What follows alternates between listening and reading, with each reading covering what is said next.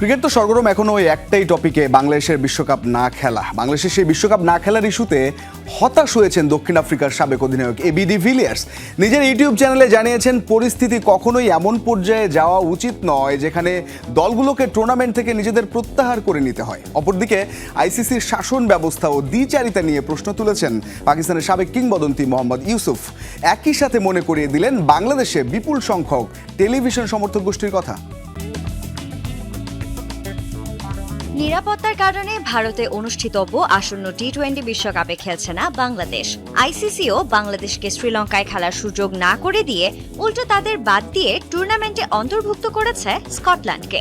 এমন কাণ্ডে তোলপাড় বিশ্ব ক্রিকেট। এই ঘটনায় শুরু থেকেই বাংলাদেশের পক্ষ নিয়ে কথা বলছিল পাকিস্তান। এবার একই পথে হাঁটলেন দক্ষিণ আফ্রিকার সাবেক অধিনায়ক এবি ডি ভিলিয়ার্স। সম্প্রতি দ্য 360 শো নামে নিজের ইউটিউব চ্যানেলে পোস্ট করা একটি ভিডিওতে কথা বলেছেন বাংলাদেশের বিশ্বকাপ না খেলার প্রসঙ্গে। তবে নির্দিষ্টভাবে আইসিসি বা বাংলাদেশ কারো পক্ষই নেননি এই সাবেক তারকা, শুধু প্রকাশ করেছেন একরাশ হতাশা। ক্রিকেটের মধ্যে রাজনীতি যখন এতটাই জড়িয়ে পড়ে যে পরিস্থিতি এই পর্যায়ে চলে আসে, তখন আমার খুব খারাপ লাগে।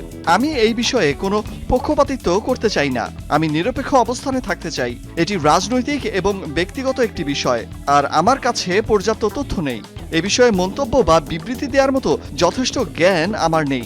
আমি শুধু এটুকুই জানি যে এটি অত্যন্ত দুঃখজনক এবং পরিস্থিতি কখনোই এমন পর্যায়ে যাওয়া উচিত নয় যেখানে দলগুলোকে টুর্নামেন্ট থেকে নিজেদের প্রত্যাহার করে নিতে হয়। পাকিস্তানের আরেক সাবেক কিংবদন্তি মোহাম্মদ ইউসুফ রীতিমতো তুলোধুনো করেছে আইসিসিকে। হতাশা প্রকাশ করার সাথে সাথে আইসিসিকে মনে করিয়ে দিয়েছেন বাংলাদেশের বিপুল সংখ্যক টেলিভিশন সমর্থক গোষ্ঠীর কথা। একই সাথে প্রশ্ন তুলেছেন তাদের শাসন ব্যবস্থা নিয়েও। 10টি দেশ মিলে 178 মিলিয়ন, এককভাবে বাংলাদেশ 176 মিলিয়ন।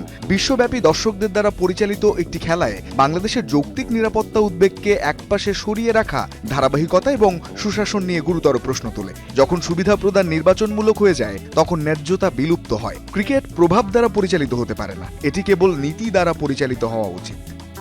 অতীতেও বিভিন্ন টুর্নামেন্টে নিরাপত্তা ও রাজনৈতিক টানাপোড়েনের কারণে দলগুলোর অংশগ্রহণ নিয়ে জটিলতা তৈরি হয়েছে। কিন্তু এবার প্রকাশ্যে একাধিক ক্রিকেট কিংবদন্তির সমালোচনা আইসিসির ভূমিকা নিয়ে নতুন করে প্রশ্ন তুলছে।